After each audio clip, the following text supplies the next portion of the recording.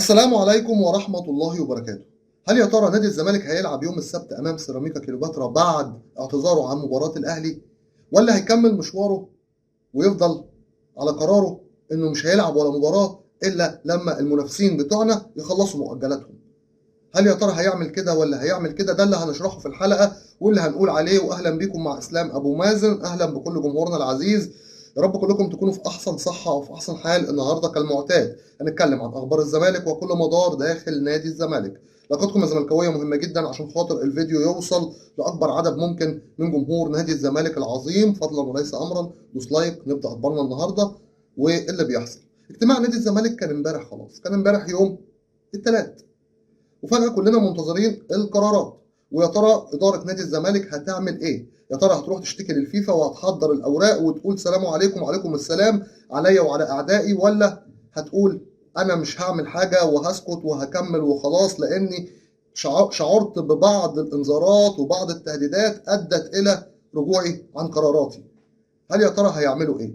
فكلنا قاعدين في أمان الله ومنتظرين القرارات. فجأة قال لك إن الاجتماع بتاع إدارة نادي الزمالك تم مده اليوم الخميس، يعني لسه عشان تنتظر قرارات استنى اليوم الخميس.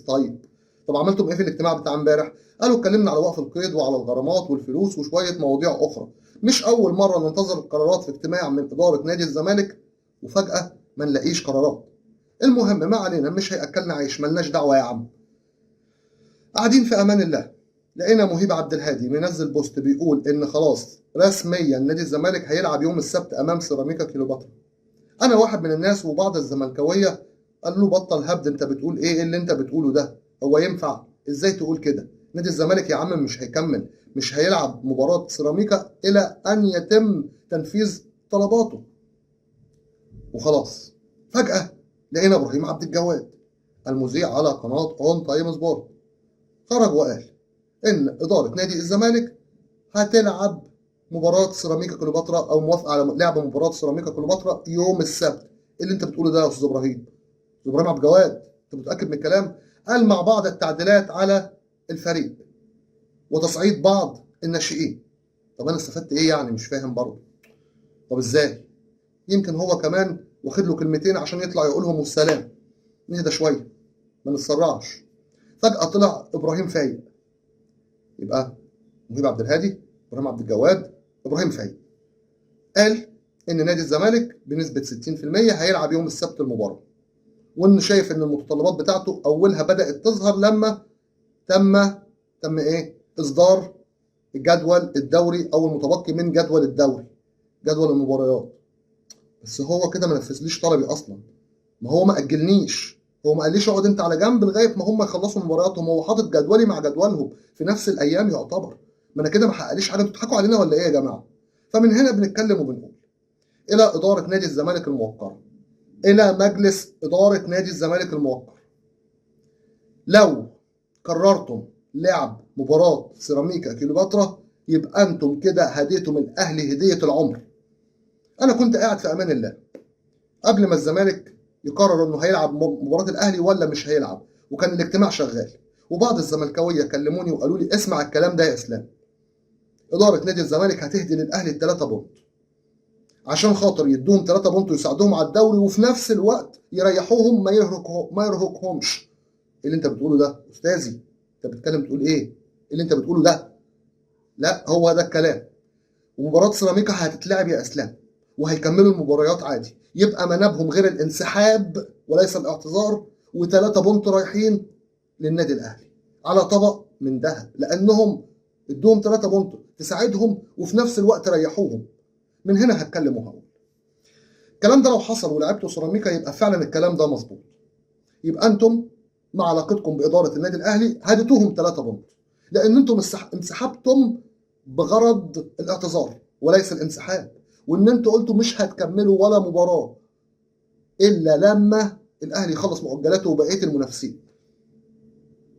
لان انت حتى لو كنت خايف تلعب مثلا عشان تخسر، انت حتى لو خسرت ارهقتهم. هتخليهم يلعبوا الثلاث ويجي الاربع والخميس يريح، يلعب الجمعه مع فاركو، فهتدخله في دوامه المباراه. انت كده اديته راحه اضافيه وفي نفس الوقت هديته 3 بونت. بناء على ذلك الكلام الناس اللي كانت مختلفة مع مجلس إدارة نادي الزمالك برئاسة كابتن حسين لبيب دعمتهم ووقفت في صفهم بعد هذا القرار، إن إحنا مش هنلعب مباراة الأهلي ولا أي مباراة.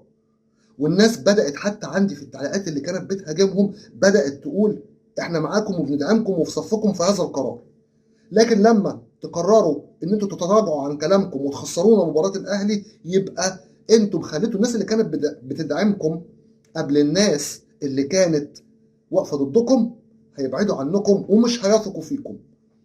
وانا واحد من الناس كنت متحفظ كتير على قراراتكم وشايف ان حقنا ضايع في حاجات كتير، لكن مع هذا القرار قلت ابدا معاكم من جديد ونقول على الله التسهيل ويلا كملوا واحنا في ظهركم.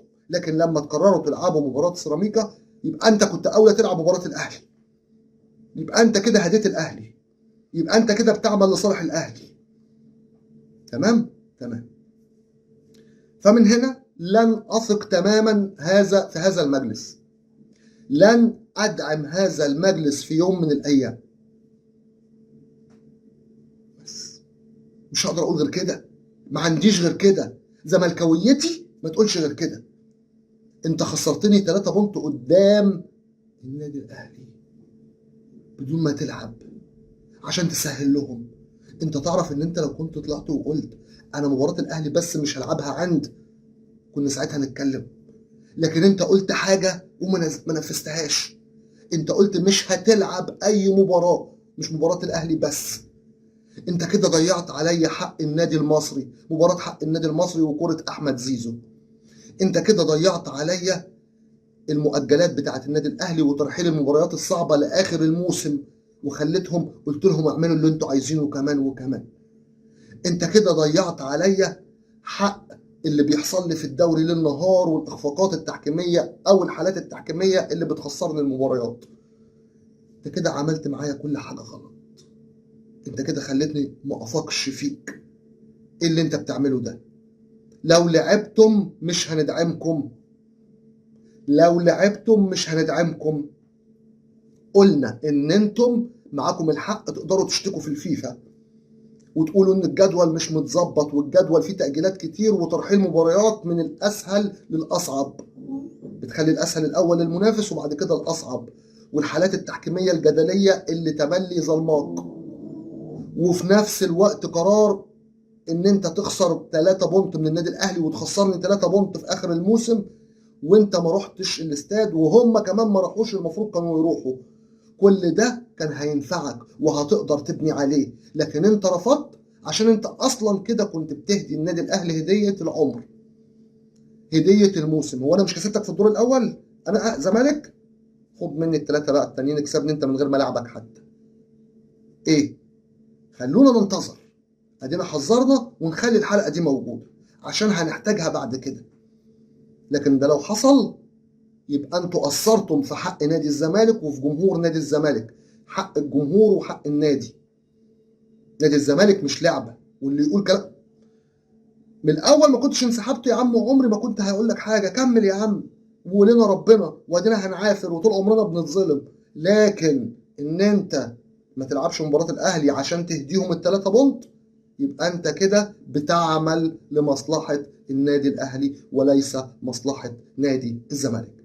عشان الزمالك حب في قلبنا هندعم نادي الزمالك، مش هنتخلى ابدا عن نادي الزمالك، ودائما وابدا في ظهر نادي الزمالك الى ان ينتهي بنا العمر. اترككم في رعايه الله وامنه وحفظه، ولكم مني خالص حبي وتقديري واحترامي، وان شاء الله قدم افضل. عشان الزمالك حب في قلبنا، والسلام عليكم ورحمه الله وبركاته.